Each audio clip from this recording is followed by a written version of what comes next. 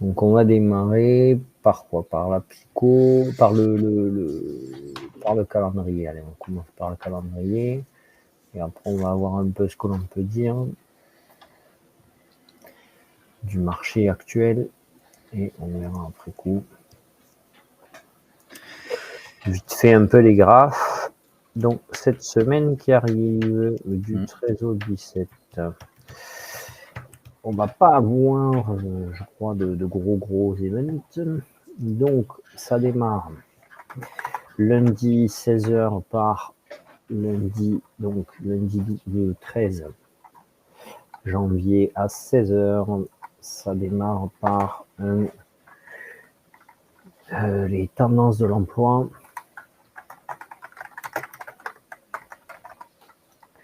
On va avoir à 17h prévision d'inflation.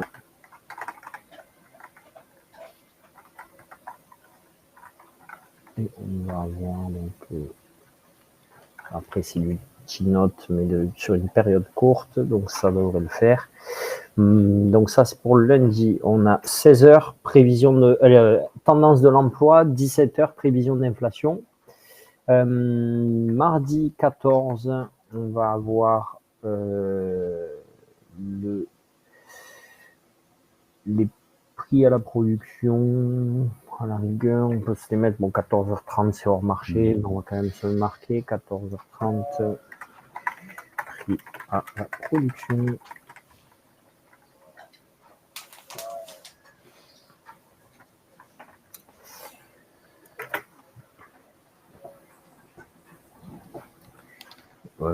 C'est tout, hein, prix à la production mardi. Après, on va avoir à 16h discours là, du gouverneur de la Fed. 14h55, le Red Book des ventes au détail, mais pas de quoi avoir un beau mouvement. Discours donc, de Schmid à 16h, et c'est tout, mais ce sera largement noyé dans la bougie de 16h, hein, qui est une bougie qui a tendance déjà à bien twister. Et 21h05, on va avoir le discours de Williams, mais qui ne devrait pas non plus changer trop la donne. Donc mardi, journée calme. Mercredi, hop, là, il va y avoir de la news qui frappe. Mercredi 15, on va avoir donc l'IPC Core. Donc IPC Core annuel, mensuel. Là, gros enjeu, grosse bougie, IPC Core. Journée à tendance. C'est à quelle heure 14h30. Indice manufacturier, bon, de la Fed de New York, mais ça changera rien vu l'IPC. Barkin à 15h, donc bon, ce sera marché fermé. Et de toute façon, ça devrait aller, c'est suite à l'IPC, hein. Donc, discours de Barkin, mais c'est suite à l'IPC, donc il ne devrait pas pouvoir changer la tendance de fond. Et 16h, Kashkari. Alors, à se noter, parce que, attention, peut-être de 16h à, tu vois, pendant une dizaine de minutes, pas trop trader, regarder un peu ce que fait le marché.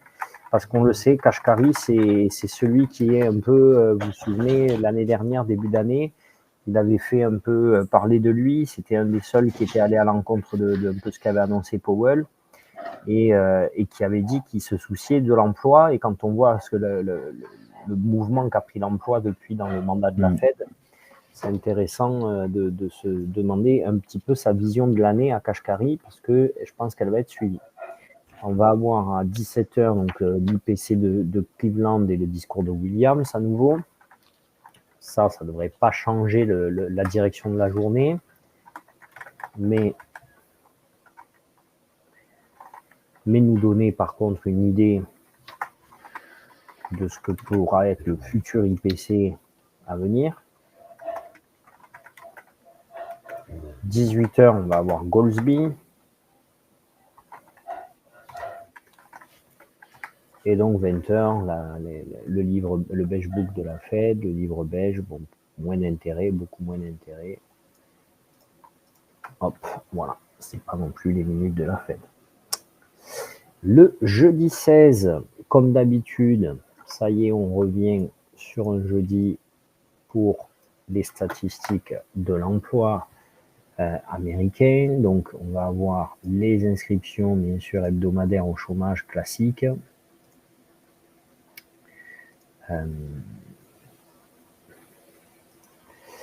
Alors, je vais juste vous montrer, pour ceux qui ne le savent pas, au cas où. Hop, lorsque vous êtes là, lorsque vous êtes là, vous pouvez aller ici. Là, vous avez un micro. Et là, il doit être rouge. Vous pouvez vous le mettre en vert pour pouvoir poser des questions ou parler si vous le souhaitez. Voilà. Donc, pour ceux qui ne le savent pas, au moins, vous pouvez vous activer le micro si vous souhaitez parler. Donc, jeudi 16, on va avoir le 14h30, le classique, le chômage américain, les ventes au détail aussi, à prendre en compte, bien que ce soit surtout le chômage américain qui soit intéressant. Mais c'est quand même un autre pôle de l'économie.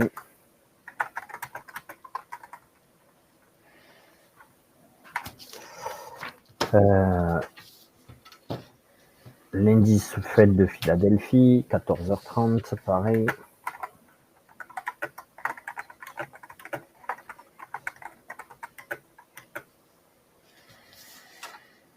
De toute façon, ça va être tout dilué dans le 14h30.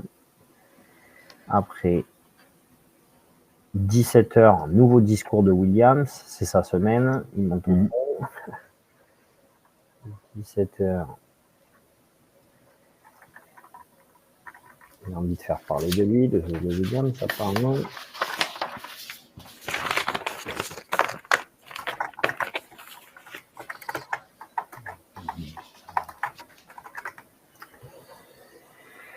Quatre semaines, 8 semaines, pas intéressant. 19h, GDP d'Atlanta. 19h, GDP d'Atlanta, c'était déjà le cas jeudi dernier. Et ce sera tout pour jeudi. Vendredi, on va avoir pareil, 18h15, le GDP d'Atlanta. On peut avoir 14h30. Moi, je vais me le marquer. La tenue du marché immobilier, je vais mettre, parce que c'est un peu général, 14h30. On va mettre marché immobilier. C'est un peu les stades du marché, les mises en chantier, etc. Vous savez, ceux qui sont les plus anciens, pourquoi je les regarde? Parce que c'est on est sur une économie de service et c'est quand même le principal vecteur de croissance des pays de l'Occident. L'immobilier, s'il est malade, souvent c'est la première chose qui nous fait remarquer qu'une économie peut ralentir. Et là, surtout, on va le voir, c'est un peu la question qu'on peut se poser pour l'économie américaine. 18h15, donc le GDP d'Atlanta, et après on aura fini la semaine. Voilà, donc une toute petite semaine en soi. Pas de gros trucs à prévoir, sauf l'IPC Core du 15 janvier. Tout le reste est assez soft. L'IPC Core, c'est un truc à une bougie, là? Non. Oui. Ah ouais? Ouais. D'accord, merci. Voilà. Donc, on pourra peut-être valider un compte. Hop, voilà, on va se le marquer. Ça va être fait dans le groupe. Pas trop y penser, sinon j'oublie. Voilà. Alors, qu'est-ce qu'on peut se dire sur cette semaine qui vient de s'écouler et sur la semaine à venir, un petit peu dans l'état et l'état d'esprit que va avoir le marché pour qu'on puisse savoir après graphiquement un petit peu quoi regarder. Bon, si on prend de manière assez claire, je vais aller le voir. Je vais partager.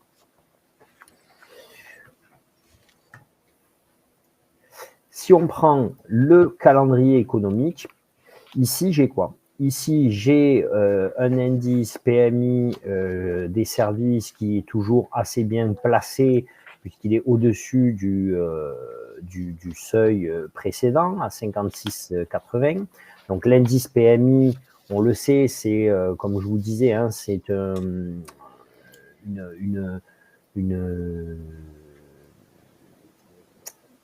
un questionnaire que l'on donne au chef d'entreprise et qui répond sur lui, quelle est sa sensation. Donc, s'il est au-dessus de 50, c'est qu'il est positif. S'il est à 50, c'est qu'il est assez neutre. S'il est en dessous de 50, c'est qu'il est plutôt pessimiste sur son activité. Donc là, on a quand même un PMI qui est largement au-dessus du 50, presque à 57. Il était attendu à 58, donc il est un peu plus bas que ce qui pouvait être attendu de la part du marché. Et on voit bien d'ailleurs que lundi 6, la sortie de ce PMI a permis au marché d'aller chercher plus ou moins ce qu'on s'était dit, puisqu'on avait vu un target qui irait à 21 800, potentiel 22 000 sur la semaine, et on a fait les 21 900. Donc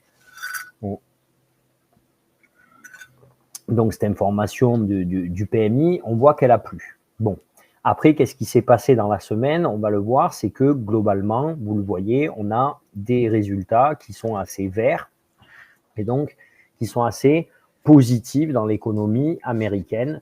On a notamment des inscriptions au chômage qui ralentissent à 200 000 inscriptions au chômage hebdomadaires mercredi. On a eu comme information principale le rapport Joltz sur l'emploi, l'ISM non manufacturier, donc une publication de l'ISM, donc c'est pareil, hein, c'est un indice, un indicateur sur le ressenti de la part des sociétés, avec notamment et surtout l'ISM qui était le plus intéressant dans ce lot que l'on avait, c'était l'ISM sur les prix payés, donc le ressenti sur les prix payés et la projection des consommateurs sur les prix à venir et sur la potentielle évolution de prix à venir.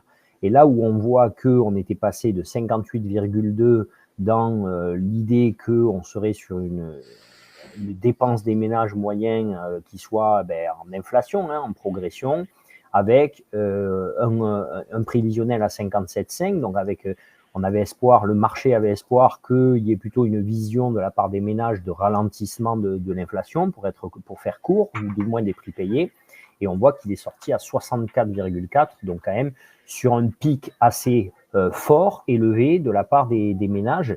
Et c'est là où forcément, à ce moment-là, est apparu le moment un petit peu plus rouge de la semaine, puisque là, mardi, voilà, donc là, mardi, on a ces sorties de résultats, voilà la goutte.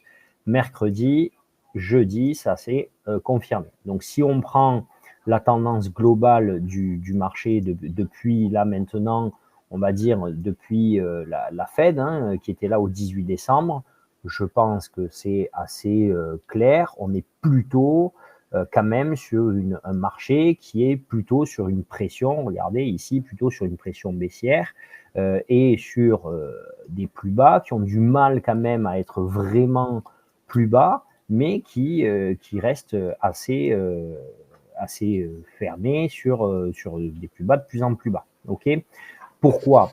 Parce que c'est clairement le retour sur les marchés du fameux good news is bad news, donc c'est-à-dire que les bonnes nouvelles macroéconomiques américaines sont des mauvaises nouvelles pour le marché.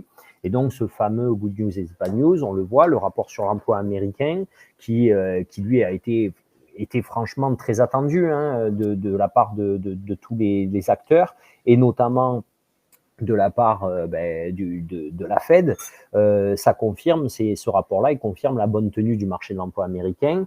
Et c'est important.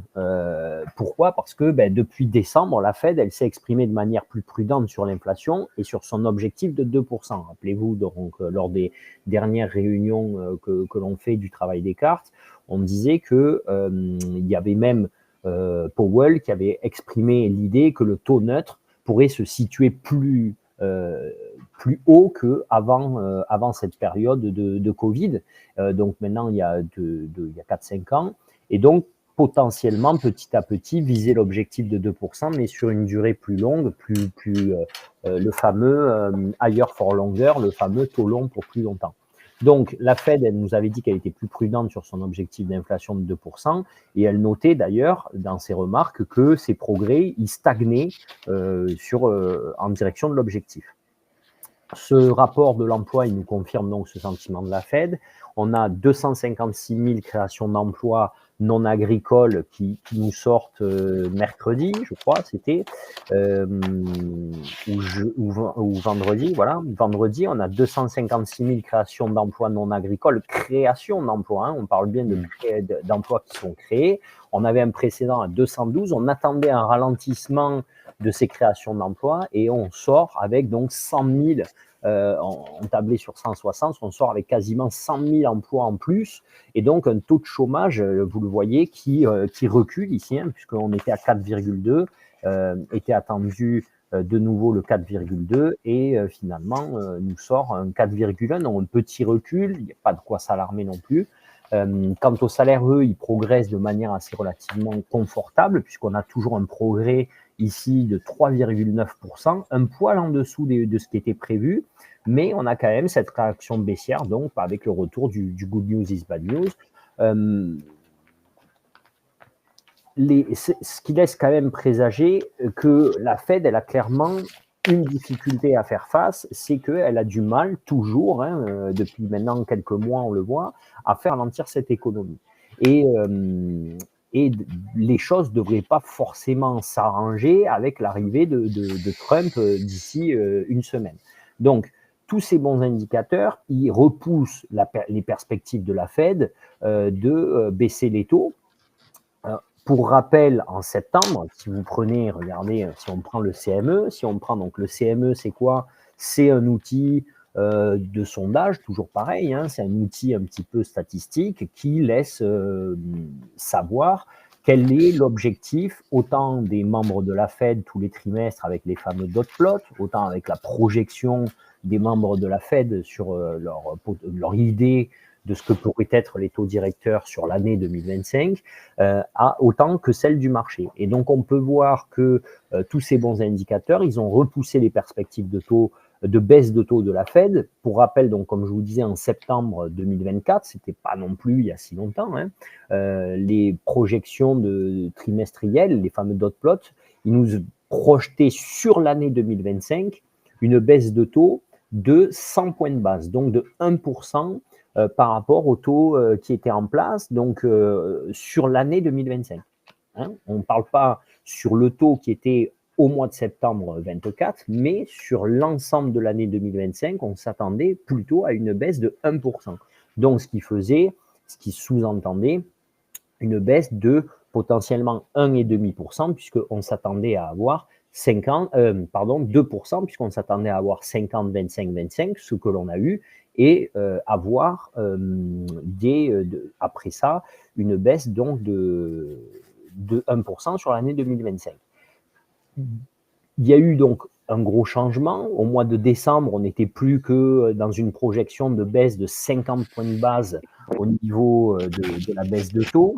Donc, ça veut dire que au mois de décembre, les dot plots, la projection des membres de la Fed laissait présager qu'en 2025, sur l'ensemble des réunions que vous avez listées là, hein, 29 janvier, 19 mars, 7 mai, 18 juin, 30 juillet, 17 septembre, 29 octobre et décembre, sur l'ensemble de ces réunions, on n'aurait qu'une baisse de taux, entre guillemets, une baisse de taux totale de 50 points de base, donc 0,50%. Et là, maintenant, si on regarde du coup, par contre, les données de marché, donc ça, c'est pas les dot plots, c'est pas les projections des membres de la Fed, c'est vraiment les projections du marché. Si on regarde, on voit bien que le marché a évolué là avec ses statistiques, donc depuis forcément le mois de décembre et encore cette semaine, vers quasiment 100% du marché qui a compris qu'au mois de janvier, il n'y aurait aucune baisse. Mais si on s'intéresse mois par mois au target, on va voir que si vous voulez, si on va plus loin dans l'année,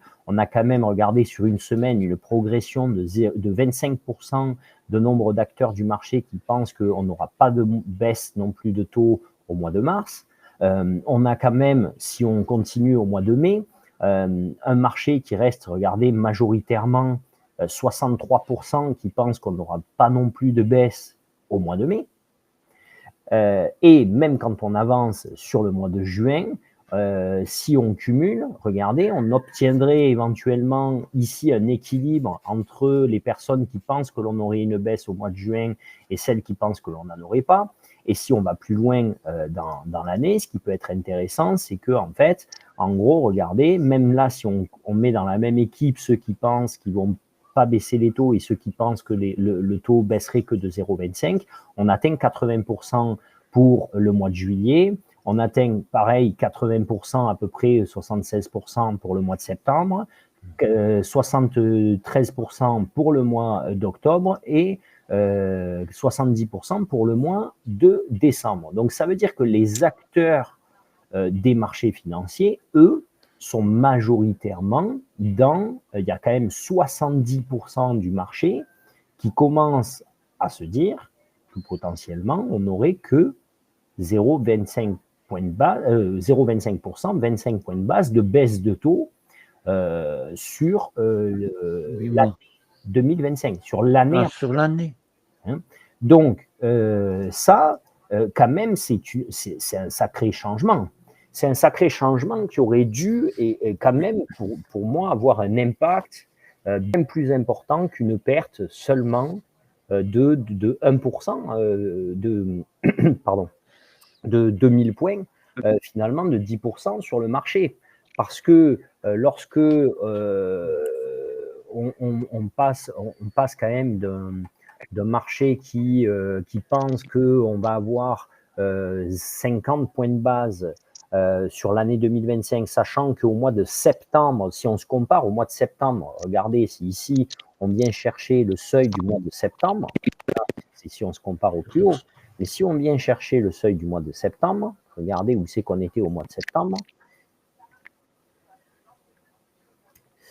Ici, au moment de la réunion, on était par ici. On ne va pas s'embêter à quelques jours près, mais on était à peu près ici vers les 19 000 points.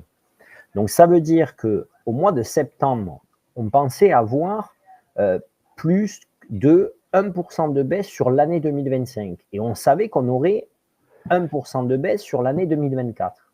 Et on était à 19 000 points. Et quelques mois plus tard, finalement, pas si longtemps plus tard, on comprend que l'on sera finalement sur une année 2025 où on pourrait obtenir que 0,25 et ça veut dire qu'on pourrait obtenir que 0,25. Potentiellement, on pourrait ne rien obtenir. La prochaine étape, c'est ne rien obtenir. Et par rapport à cette différence, donc si on partait du principe que on se disait qu'en septembre dernier, à 19 000 points, on se disait, OK, on va être servi en 2024 et on n'aura rien en 2025.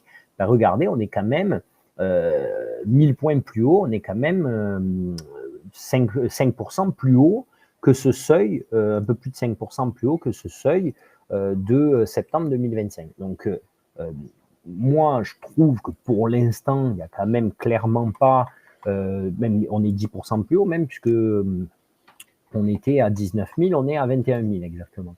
Donc, on a perdu certes 10% par rapport au plus haut de décembre, suite à l'annonce de la Fed, suite à ce changement de cap de la Fed, mais pour l'instant, le marché, on ne peut pas dire qu'il soit trop angoissé ou paniqué par cette situation, parce que sinon, il aurait clairement dû décrocher bien plus que ce qu'il a décroché là, venir titiller dans cette semaine les 20 000 points, et potentiellement être en direction des 19 000 pour se rapprocher de ce qui était la tendance de septembre dernier. Pourquoi le marché il peut ne pas avoir fait ça? Ben parce que quand même, on est sur des critères que c'est le good news qui est bad news, hein, et donc avec quand même des indicateurs qui sont notamment bons pour les entreprises, et à un moment donné, rappelez-vous, il ne faut pas non plus perdre de vue que nous, on est des acheteurs d'actions, et qu'un actionnaire, qu'est-ce qu'il attend? C'est que l'entreprise se porte bien, et que donc, si l'économie se porte bien,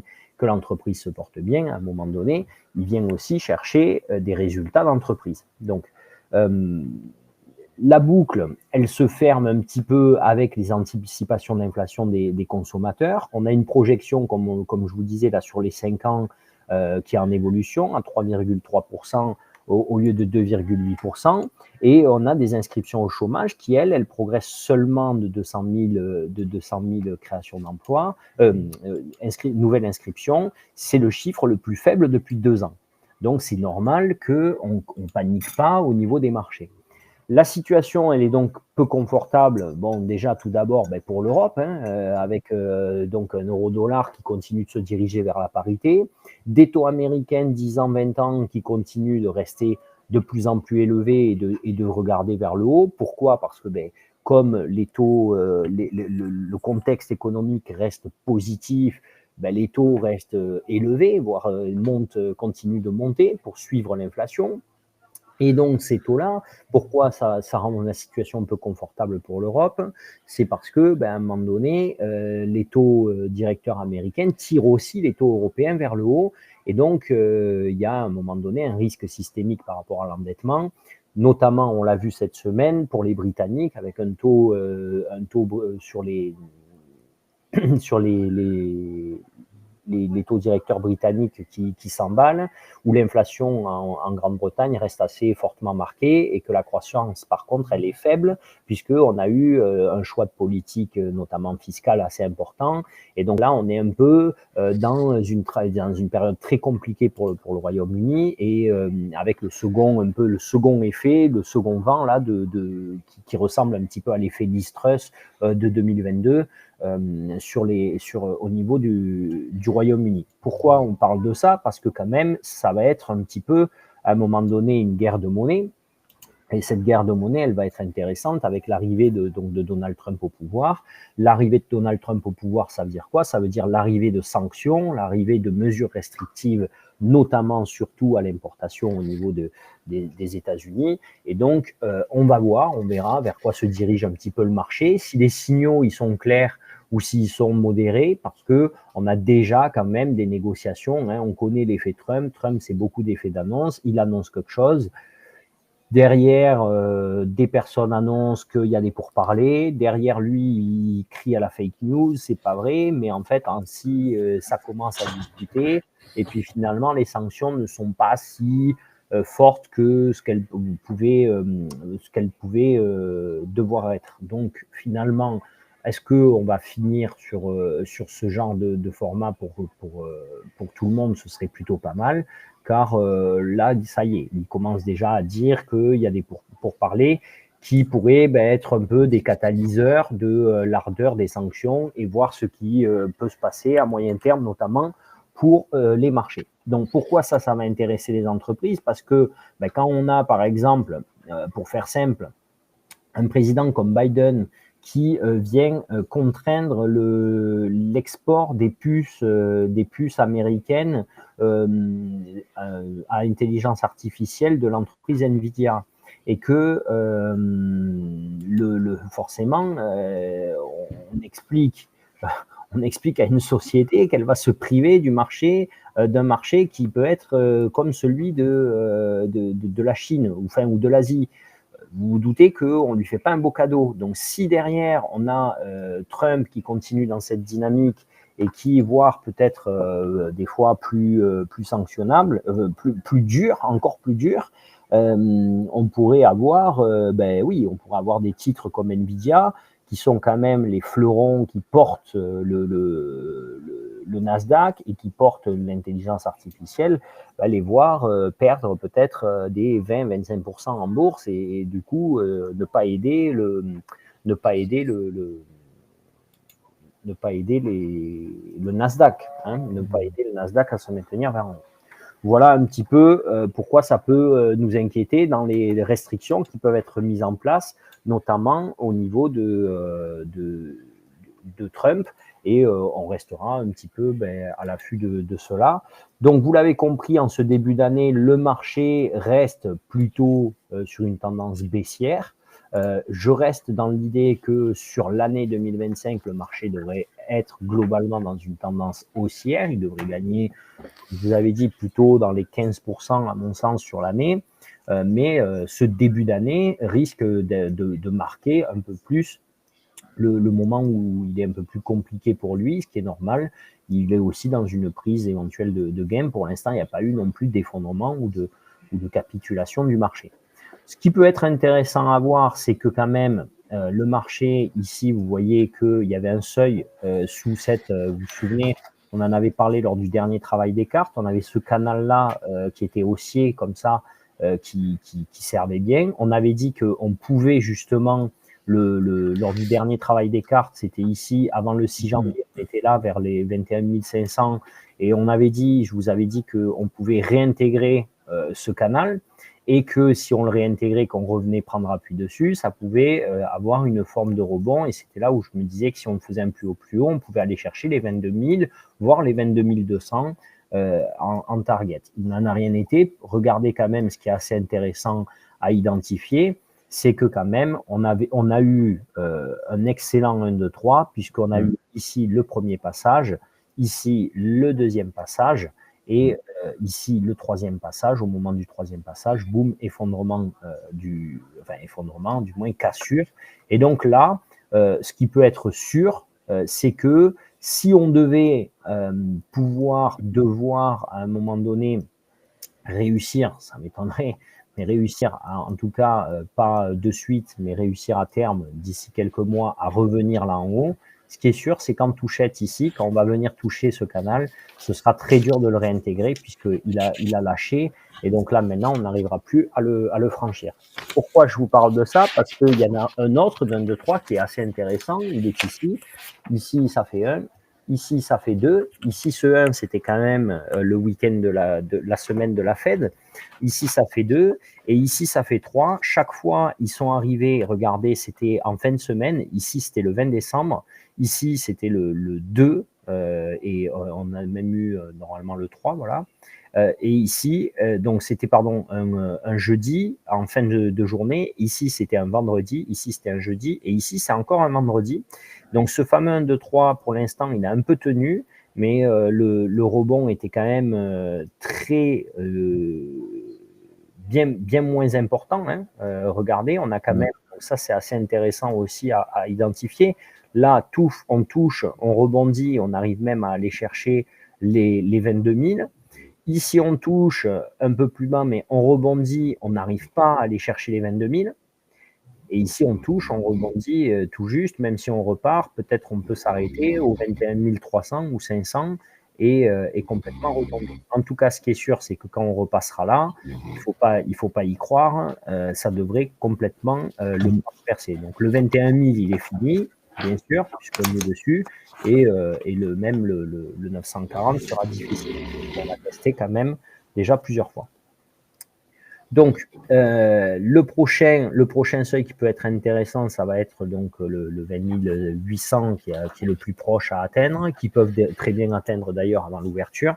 Si c'était le cas, ils devraient revenir dessus avant de redescendre dans la semaine, enfin dans la même journée, au moment peut-être de l'ouverture. Si les Européens le font transpercer, au moment de l'ouverture, il peut revenir dessus et finalement retracer par en bas.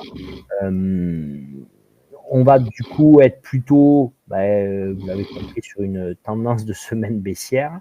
On a le ronflement du chien en même temps. Ah, je l'enlève, pardon. Et c'est pas grave. Et donc, un potentiel de rebond à 21 600, à 20 600, pardon. Je l'attendais honnêtement, pour être transparent avec vous, vendredi. Je m'étais dit qu'il pouvait, avec les news qui étaient bonnes, hein, aller directement le chercher. Il se trouve qu'il a plutôt été bloqué par les 21 000. Donc du coup, je m'attendais à ce qu'il puisse venir dessus. Je pense qu'il va y venir dessus assez facilement, 20 500. Et après, le vrai seuil, en target, ça va être les 20 000 points qu'il peut venir chercher.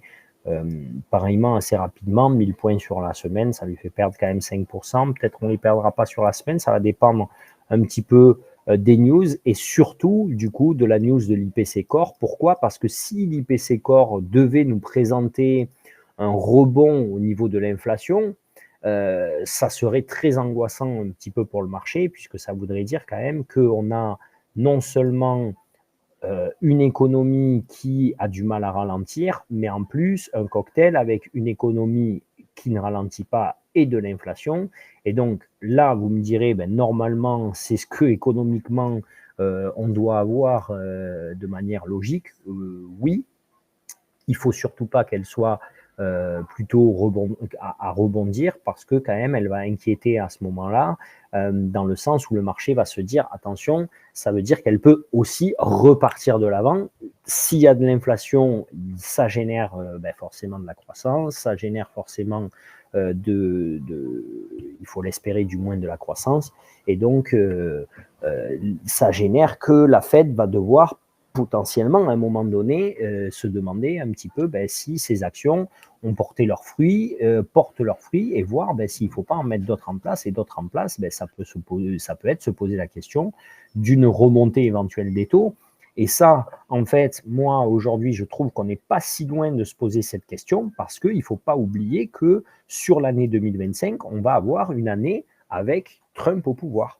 Et ça change énormément de choses, puisqu'on sait que c'est quelqu'un qui est là, normalement, pour favoriser la dynamique économique du pays et des entreprises américaines, avec notamment des assouplissements au niveau fiscal et au niveau fiscal des entreprises et au niveau de la consommation des ménages. Voilà. Donc, pour l'instant, on est plutôt sur un marché qui est en phase de berne, qui est en phase d'inquiétude, et je vois mal comment les statistiques de la semaine pourraient venir le rassurer, puisque le peu de stats qu'il y a sont liés principalement la première lundi à l'emploi et mercredi surtout à l'inflation, jeudi encore de nouveau à l'emploi, et l'emploi d'une semaine sur l'autre, j'ai du mal à imaginer qu'il puisse complètement se retourner. Et si en plus de ça, donc on a toujours l'emploi qui est dans la même dynamique, donc comme je vous disais, lié à un cocktail d'inflation qui pourrait potentiellement repartir à la hausse, comme l'a anticipé cette semaine, comme l'anticipent cette semaine les ménages, alors le marché devrait quand même continuer à s'inquiéter fortement. Le marché, il peut perdre assez facilement 5% dans une journée. Hein, ça, c'est pas du tout gênant pour lui. Si on devait avoir vraiment, par exemple, un IPC Core, alors attendez, je vais vous le mettre quand même parce que je trouve que ça peut être intéressant. Si on devait avoir, vous voyez, un IPC Core qui sort... si on devait avoir un IPC Core qui sort mercredi, vous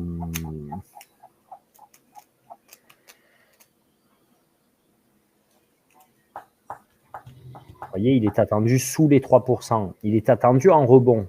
Hein, donc, ce n'est pas pour rien que je vous parle aussi d'un potentiel rebond, c'est-à-dire qu'il est attendu 2,70, c'était celui d'avant. Pardon, 2,70, c'était 2,60, pardon, c'était celui d'avant. 2,70, c'est l'actuel, hein, ok, pour nous. Donc, on avait eu déjà une petite progression. Donc, maintenant, on attend à retrouver le même seuil que celui qui a été communiqué. Et là, on voit bien que dans la prévision annuelle, on attend déjà un petit rebond, 2,7, 2,9. Ok, on attend un petit rebond. Si ce rebond, il venait au lieu d'être petit, hein, il venait à revenir vers des... Vous voyez là, on l'avait vu venir ça. Je ne sais pas si vous vous souvenez, je vous disais, je trouve que c'est beaucoup collant vers le 3, mais plus collant en remontant vers le 3 que collant en restant à 2,6, toujours dans la même dynamique. Donc là, en fait, on est sur un taux où... vous voyez, on avait mis beaucoup de temps à casser le 3. Regardez, ici, on était venu donc depuis juillet 2023, on avait mis de juillet 2023 finalement à septembre 2025 pour casser ce plafond du 3%. Hein, donc, on avait mis un an complet. Si on devait repasser au-dessus du 3, attention, le marché, il peut vraiment, là... parce qu'il va se dire, c'est un peu comme on fait en trading, hein. Il a réintégré le canal haussier, et donc si le 3 c'est le bas du canal, s'il le réintègre, est-ce qu'à un moment donné il va le recasser, ou est-ce qu'il va prendre appui dessus pour repartir? Et là, je pense que ça peut angoisser le marché. Si on devait sortir un 3-2 par exemple, ce qui serait en décorrélé avec avec la projection, mais qui ne serait pas non plus décorrélé de 1%, quoi. Là, on attend 2,9. Si on devait avoir un 3,2, ça fait 0,30 de plus. Attention, là, le marché peut vraiment rendre, ici, pardon, il peut vraiment rendre dans les 3-4% dans l'après-midi, quoi. Donc voilà. Ouais. Donc, c'est arrivé hein, déjà. Regardez, par exemple, ici. Alors, attendez, non. Ça arrive, hein, c'est pas, vous voyez, c'est pas impossible. Là, on attendait 2,9. La dernière fois qu'on attendait 2,9, on a eu 3,1. Donc, on avait 0,20 de plus. Vous voyez, bon, c'était il y a quelques temps, mais c'est pas impossible. Je vais vous montrer parce que il y a des fois où c'est arrivé qu'on attendait, voilà, ici, on attendait 6,2, on a eu 6,4. Vous voyez, on peut avoir une surprise comme ça. On attendait 8, on a eu 7,7. On attendait 7,3, on a eu 7,1. Donc, on peut avoir une différence entre le prévisionnel et ce qui sort de 0,20. 0,20, si on devait avoir 0,30, vous voyez, comme ici, on attendait 8,3, on a eu 8,6. Là, on attendait 8,8, on a eu 9,1. Bon, certes, c'est quand on était sur les tranches hautes, mais la marge d'erreur sur une tranche haute, elle est forcément, là, avec la même erreur, on a un plus gros pourcentage d'écart. Mais là, ça peut être difficile. Ça peut paniquer le marché, vraiment. Donc, si on devait avoir par contre un IPC qui se comporte bien et qui sort dans les attentes, ça pourrait un petit peu redétendre le marché, lui permettre éventuellement, bien sûr, de revenir chercher, pourquoi pas, peut-être pas le bas du canal ici à 21 800, mais les 21 500. Vous voyez, ça, le pivot, là. Chercher. Pivot du mois. Voilà. Pivot du mois ici. Hein, ou celui-là de canal qui était bien plus ancien. Hein, qui était bien plus ancien ici. Mais voilà, je pense que 21 500, si on a un bon IPC, sera le maximum que l'on peut atteindre. Hein. Bien sûr, hors événement, hors news de qui que ce soit. Okay. Donc, il y a quand même une peur sur l'inflation là qui se cumule et qui va faire que mercredi, la stat de mercredi est très attendue. Voilà, donc je vais moi me marquer quand même en quelques targets comme ça. Donc, qu'est-ce qu'on peut se marquer? On va se marquer à la baisse, en fait, on peut très bien aller chercher 20 000. Hein, donc, à la baisse, à part honnêtement 20 800 et 20 600, moi, j'ai plus rien qui me fait peur entre les deux. De toute façon, regardez, il n'y a pas grand-chose qui retient. Oui, il va y avoir la S2M, mais qui est là à 20 028. Donc, voilà. S3J, bon, à 300 peut-être, hein, et encore que, parce qu'une fois qu'on aura cassé cette zone-là, si vous voulez, vous voyez bien que là, on a quand même, la semaine dernière, on avait la S2S à 650, on avait la S1M à 627, et là, on se retrouve avec une S2 à 600. Donc, si on arrive à casser cette zone, bien sûr que de là à là, il y aura le 500, j'ai même pas, je me méfie même pas qu'il fasse rebondir. Honnêtement, je le prendrai même pas. Voilà, même si c'est le 500. Parce que je vais, ou sinon vraiment attendre qu'il se retourne, qu'il rebondisse. Donc là, ce qu'on peut éventuellement attendre, ça va être, si on a un mauvais IPC, hein, bien sûr, on va partir de cette idée-là. Si on a d'abord un mauvais IPC, ce serait 600 retour sur 800, hein, en rebond, on touche les 800 et on redescend. On transperce. Et là, si mercredi, on a un mauvais IPC, de 20 500, on s'en va directement à 20 000 points. Quoi. Voilà. Là, on peut très bien penser ça. Hein. On peut être sur lundi. Vous voyez, lundi, on n'a pas grand-chose. On a les tendances de l'emploi, prévision de l'inflation. Donc ça, si ça sort toujours dans la tendance de l'emploi bonne, comme good news is bad news, on continue à descendre. On perd de 200, 300 points sur le lundi-mardi. On revient dans la séance en rebond technique hein, du 600. On revient chercher les 800 et en fin de séance, on reclôture plutôt vers les 600. D'ici mercredi, tranquillement, 14h30, on vient chercher les 500. On attend la news sur les 500. Et la news, soit elle nous fait faire ça pour revenir, soit si elle sort par en bas, là, ici, il accumule autour des 500 le mercredi. Et si, pardon, celui-là, hop, voilà. Ouais. Là, il accumule autour des 500 le mercredi. Et si la news, elle n'est pas bonne, poum, il s'en va à 20 000 points. Et si la news, elle est bonne, il revient plutôt vers les 800. Voilà. Il revient plutôt vers les 800 ici. Voilà. Voire peut-être un 900. Il irait chercher en séance le 900 et puis il recule. Ou le 21 000 et il recule. Donc, voilà ce qu'on peut se donner. Et après, donc ça, on va se le mettre. Alors, après, donc 6 mauvais scénarios. Donc, on va dire lundi, mardi. Hop, alors, lundi, mardi. Si tendance baissière. Ouais, c'est ça. En cours, toujours en cours. Alors, 20 600 pour retournement 800. sur 20 800. Puis clôture 20 600. Attente de l'IPC mercredi autour de 20 500.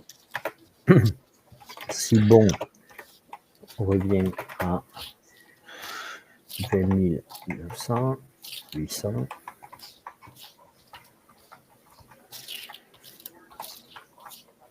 Si mauvais, 20 000. Non, si mauvais, 20 000.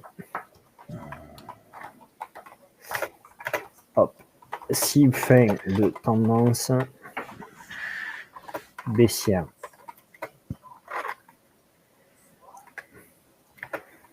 Sur le début de semaine.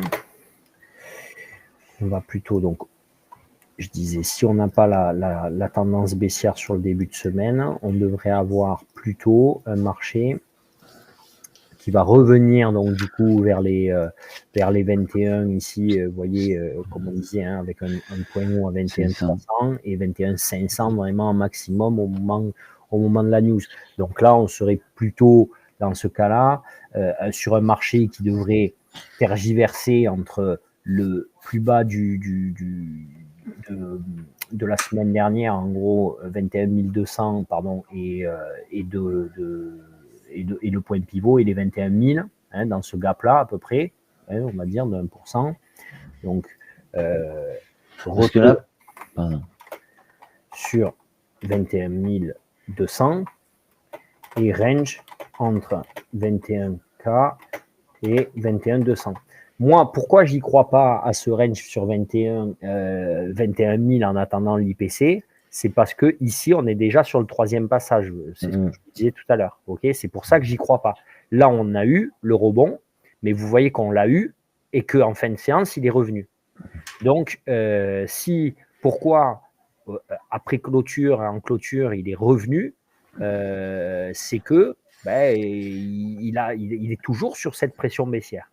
Il est toujours sur cette pression baissière. On a eu l'achat là juste avant à 20h, 21h, et puis après on est reparti à la baisse. Donc du coup de 21 à 22 et de 22 à 23, on a confirmé ça parce que regardez, si je vous le montre en 5 minutes, regardez, hop, là si je vous mets du 5 minutes, de 22 à 23, regardez, on est resté assez, vous voyez, plutôt à se tasser vers forcément, hein, très peu de volume, mais à se plus en plus bas. Voilà, à se tasser de plus en plus bas.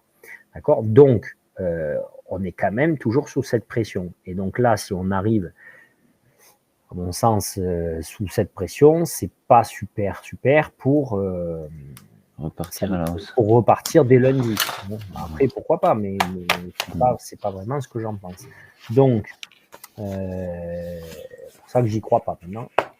Donc, on devrait avoir un range plutôt retour sur 21 200 et range entre 21 200 et 21 jusqu'à mercredi, IPC, pour réintégration 21 500. Voilà. ok.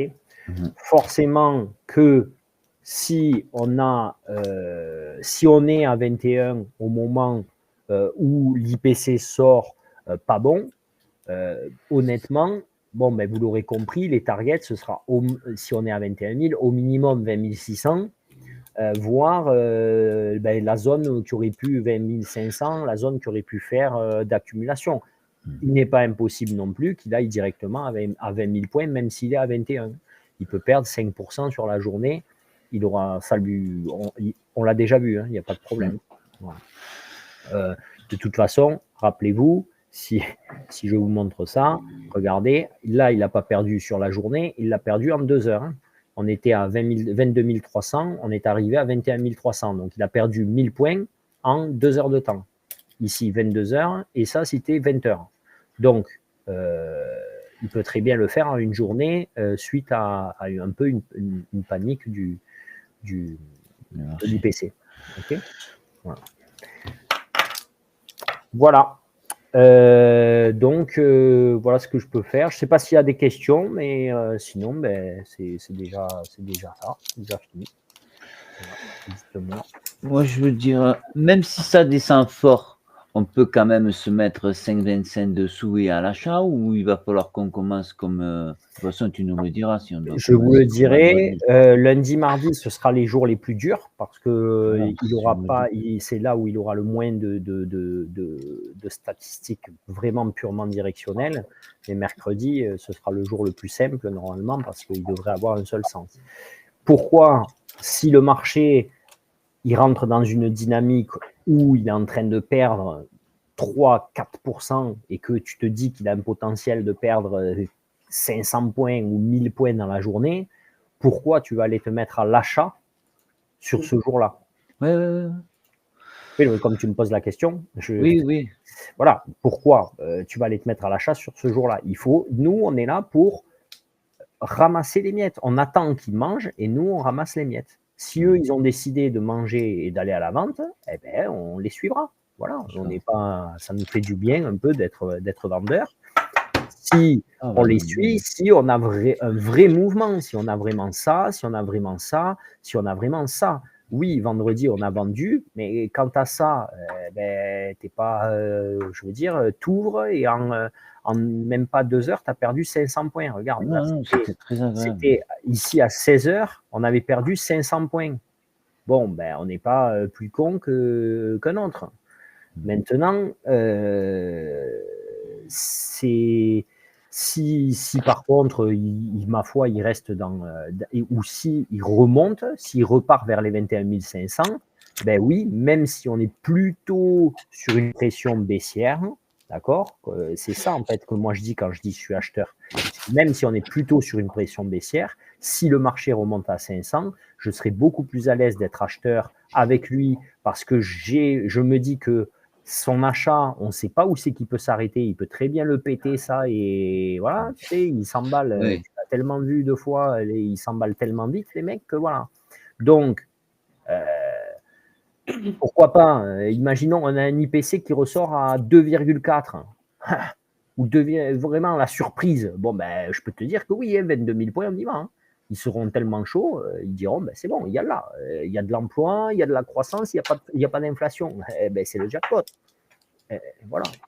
Là, donc, l'emballement est toujours tellement fort à l'achat que ben, à peine il y a des petites phases d'achat comme celle-ci, tu vois, comme celle-ci là, ou comme celle-ci là, comme le lundi, bon ben oui, je me mets à l'achat parce que je sais que la tendance de fond, elle est à l'achat, même s'il est sous une pression baissière.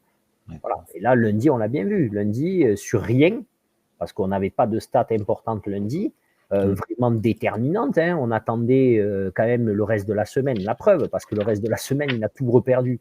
Et même plus, puisqu'il a perdu 500 points de plus. Mais lundi, il n'a pas pu s'empêcher d'aller gagner presque 400 points en ligne droite dès l'ouverture. Voilà. Et c'est ce qu'on avait pensé le dimanche soir.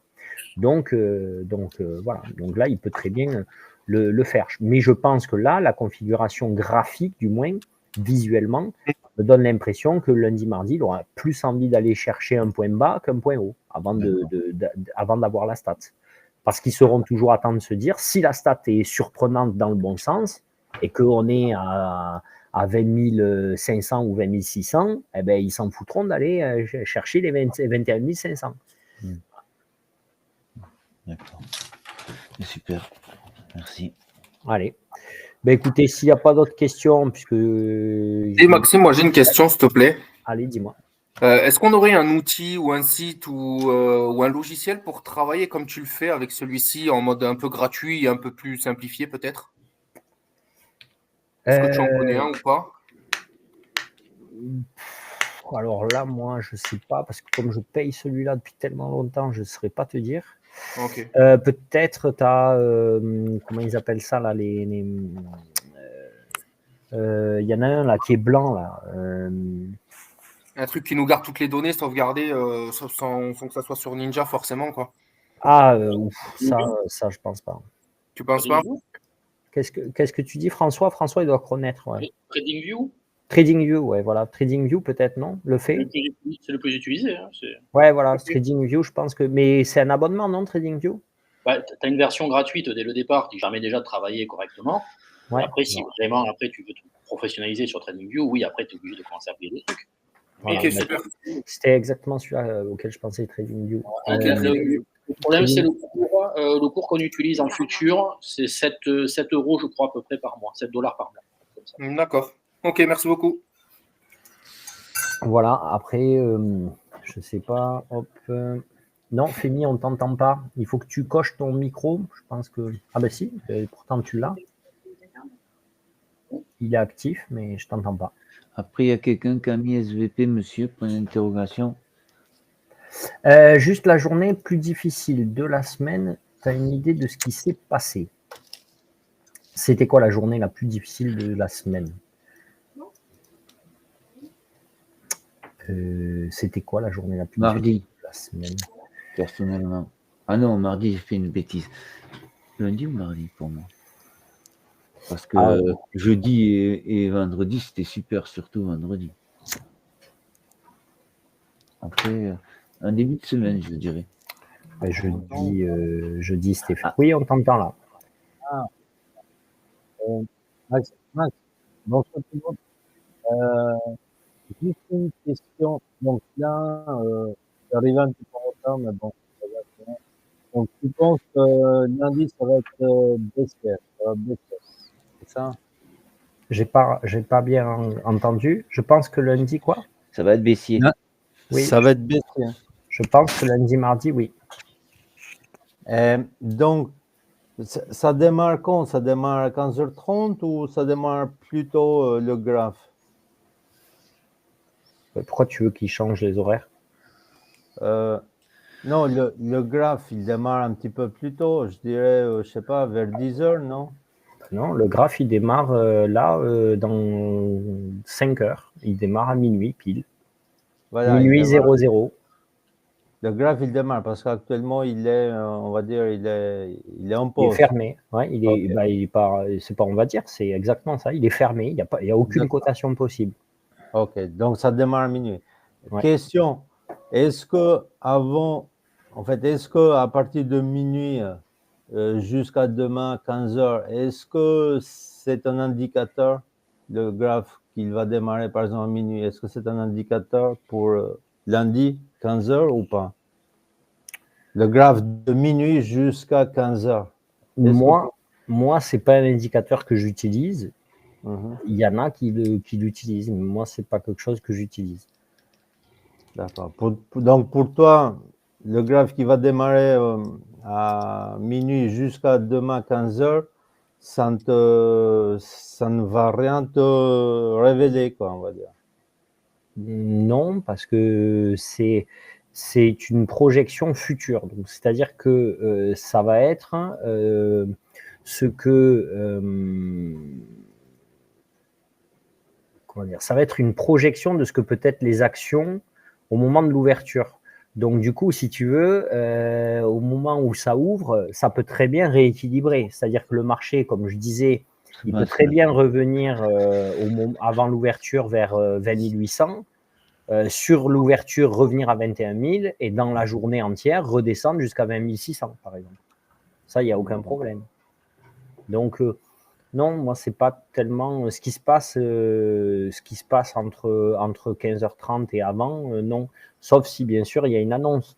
Là, l'annonce, elle est à 16h, tendance de l'emploi. Ben, je vais attendre que l'annonce, elle sorte pour savoir un petit peu la direction qu'ils ont envie de prendre ce jour-là.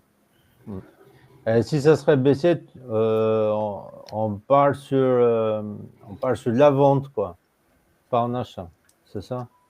Et oui, c'est ce que je disais, il vaut mieux être dans le camp de ceux qui sont en train de l'emporter. Donc, après, si c'est pas s'il faut, on va avoir une journée de range. Hein. Si on a une journée de range entre 20 800 et 21 000, par exemple, bon, ben, nous, on se mettra à l'achat parce que quand j'ai pas une journée directionnelle, je suis à l'achat. Si j'ai une journée vraiment directionnelle, je suis à la vente. Donc, toi, tu attends l'annonce de 16h pour comprendre comment ça va, c'est ça?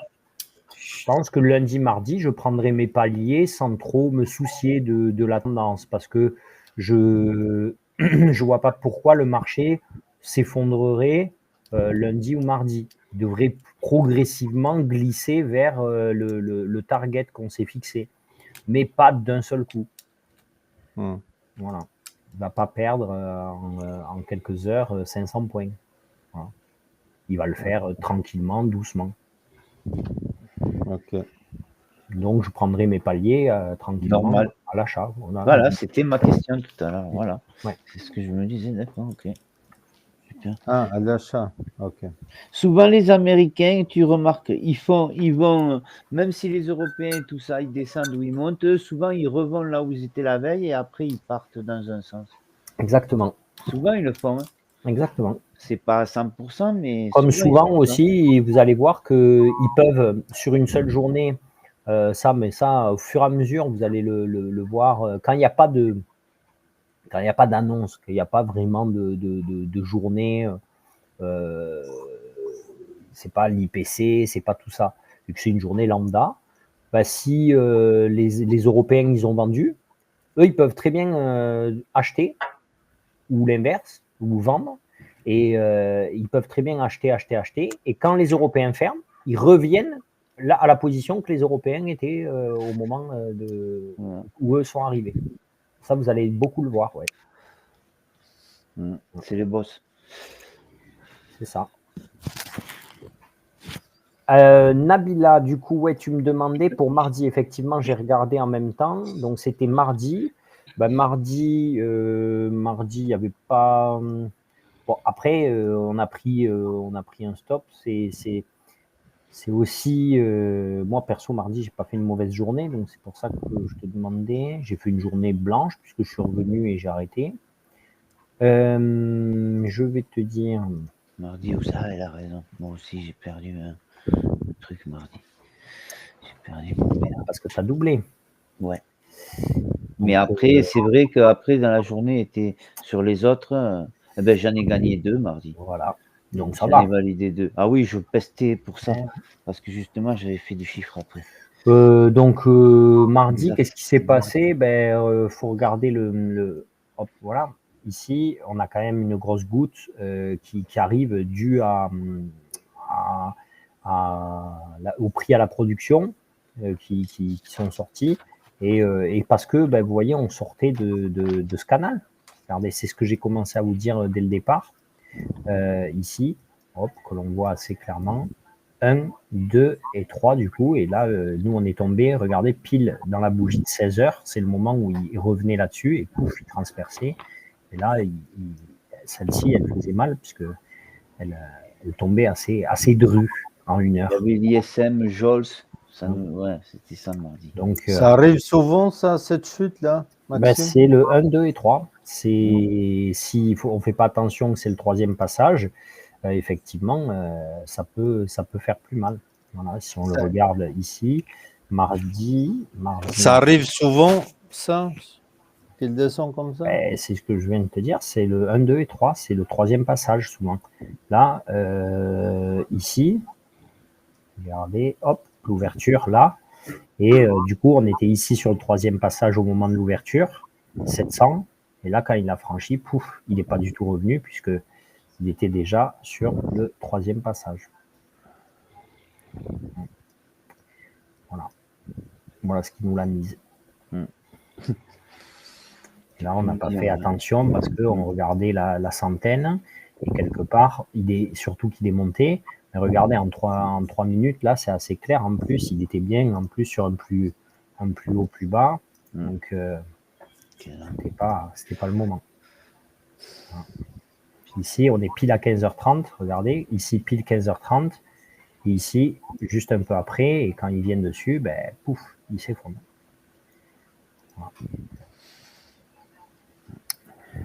Voilà. Super. Donc, je pense que j'espère que je t'ai répondu, Nabila, mais en gros, c'était une erreur de visualisation de notre part parce que c'était un troisième passage au niveau de la zone clé qui était ici. Là, on avait eu le premier passage, le deuxième passage ici et le troisième passage au moment de l'ouverture. Donc, c'était le risque. Voilà. Et on voit bien que c'était bien la zone des 700 là qui a lâché.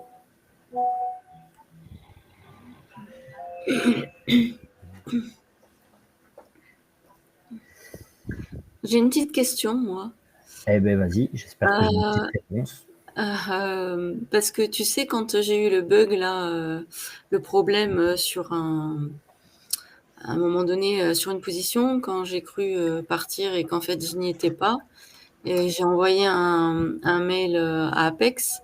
Ils m'ont dit en fait que il fallait que je trade avec Rhythmic Trader Pro, c'est ça, je crois, au lieu de Ninja.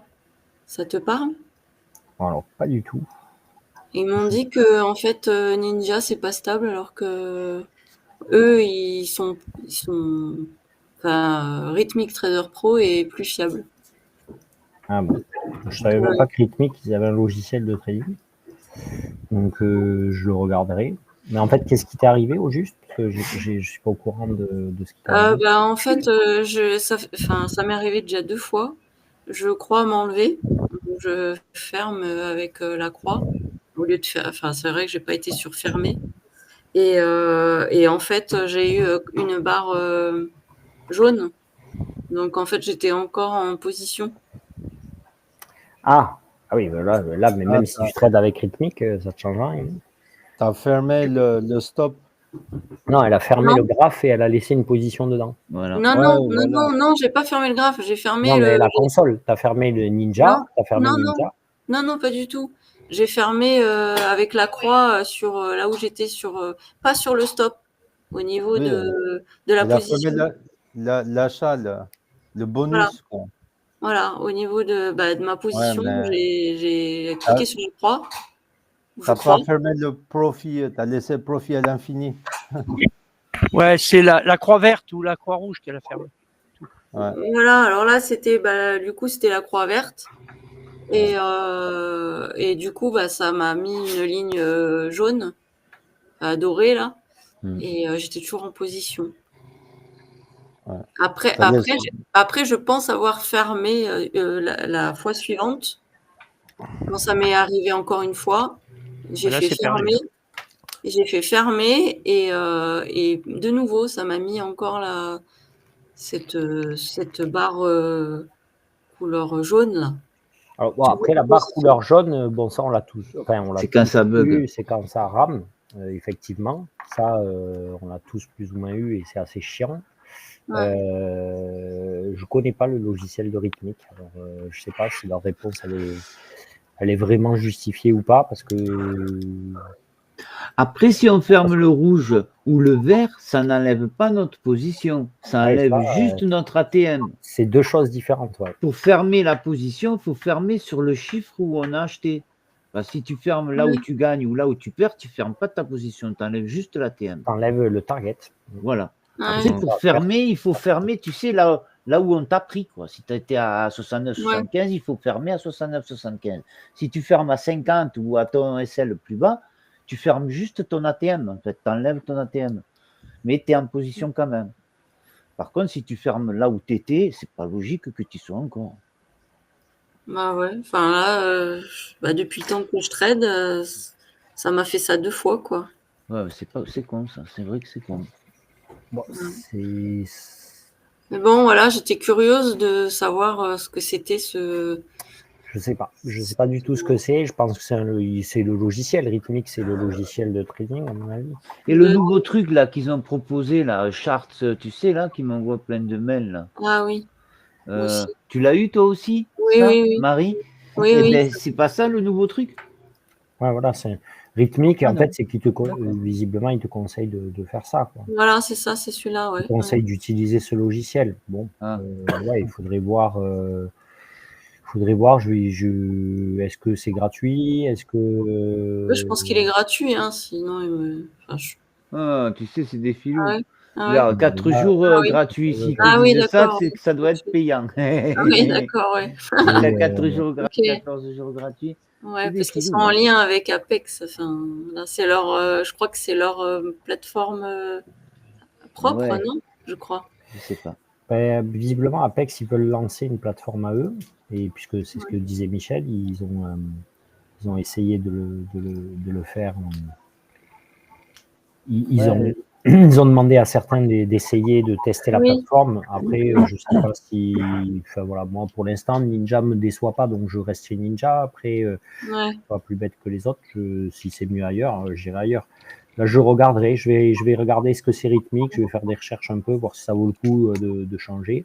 Parce que moi, j'ai essayé, mais je t'avoue, j'ai du mal à comprendre, en fait. Moi, tout ce qui est nouveauté, j'aime bien rester là où je suis. C'est surtout, du coup, c'est réapprendre un logiciel, etc. C'est ça. Ouais. Je vais le regarder quand même, parce qu'il faut pas, il faut s'y intéresser, quoi. Il faut pas dur. Ouais. Maxime, est-ce qu'il y a un raccourci pour mettre un ordre sans cliquer acheter? Je sais pas. Je ne connais pas s'il y en a un. Dans Ninja. Peut-être qu'il y en a un. Je crois qu'il y en a un. Je crois qu'il y en a un, ouais. Mais je le connais pas. Tu peux mettre les. C'est dans la grande barre là où il y a tout. Je me rappelle plus où. Et tu peux mettre une position. Elle est où l'option du raccourci? Là, je suis pas sur Ninja. Je pense que si tu vas dans le centre de contrôle et tu vas dans options, là, dans toutes options, tu dois avoir le détail de tous les raccourcis qui peuvent être proposés, à mon avis. Comme quand on va au billet d'ordre, là, je crois que c'est là dedans, non? C'est pas ça? C'est le 2 ou 3e ligne, c'est en haut. C'est le 2 ou 3e ligne en haut. Là, je peux pas y aller. Attends. C'est en train de. Attends, je peux partager moi le truc là, vite fait. En option. Attends, je sais pas si je peux partager l'écran. Après, on ne sait pas faire, alors je sais pas trop si on va pouvoir t'aider. Hein. Il veut faire quoi? Genre, par exemple, je te dis mettre une position. CTRL F, par exemple, et que ça lui achète une position. C'est ça, voilà. Exactement. Ben, je sais pas, ça le mieux c'est de regarder sur Internet. Hein. Ouais. Tu tapes sur Internet, raccourci, achat de position. Moi je l'ai appris sur Internet. Voilà. D'accord. Okay. Sur YouTube, ils expliquent aussi beaucoup. Ouais, il y en a plein sur YouTube. Ok. Ça, moi, je le. Bon, après... c'est comme si tu appuies avec ta souris, non? C'est pas pareil? Non, tu peux mettre une position autre que tu définis toi-même. Ah. Bon, l'intérêt, c'est quoi, au juste? Je sais pas. Non. non, mais par exemple, c'est mettre une position et aller boire un coup au bar. C'est ça, tu fais, tu fais outils, et là, tu cherches, il y a... Ah merde, je viens de le voir. Outils. Option. Non. C'était pas dans option. Il y avait outils raccourcis, je crois. Ah oui, voilà. Touche de raccourci. Oui, voilà, c'est ça. Voilà. Et là, tu peux choisir, tu vois, il y a écrit alerte, désactiver toutes les alertes, activer les alertes. Je pense que tu dois en avoir un où c'est acheter, quoi. Pointeur, tu vois, barre d'espace, Dessin. analyseur global. Voilà, c'est ça, c'est ça. Ah, mettons, je vais me coucher à 1h, je veux Voilà. que la Voilà, position c'est elle ça. soit prise et elle s'éteigne 20 points ou Voilà. X points que j'aurais mis. D'accord. C'est où, analyseur de marché, non? La catégorie saisie des ordres. Ah, saisie des ordres. Et après, tu vois, tu as achat-demande, achat-bid, achat-marché, etc. etc. Voilà, Je te laisse te les paramétrer parce que moi, perso, c'est vraiment pas... Saisie d'ordre. Ah j'y oui. vois aucun intérêt. Ah oui, c'est bon, j'ai vu là. Ok. Bon, bah écoutez, Bah, merci beaucoup. C'est Oui. normal qu'il faille sur Ninja là qu'ils ont fait un Donald Lop UDAP. Ils rajoutent quelque chose, j'ai l'impression, non? C'est normal? je sais pas, du UDAP, de quoi? Je sais pas. Non, je Moi, sais je pas, il y a connais ça. Ninja là. J'essaye d'ouvrir Ninja et il me Ouais. met qu'ils sont en train de charger quelque chose. Une mise à jour, peut-être. Il te fait une mise à jour. Ouais, une mise à jour, ouais. Ah, moi, je l'ai refusé, la mise à jour. Après, je Ah, pense tu que- l'as refusé? Merde. Ouais, bon, après, ça change pas grand-chose. Hein. Bon, on verra Bon, si ça compte. merci Maxime. Bon, ben allez, bonne soirée à tous. Ciao, Bonne ciao. soirée. Allez, au revoir. Et à Au revoir. demain. Ciao, ciao.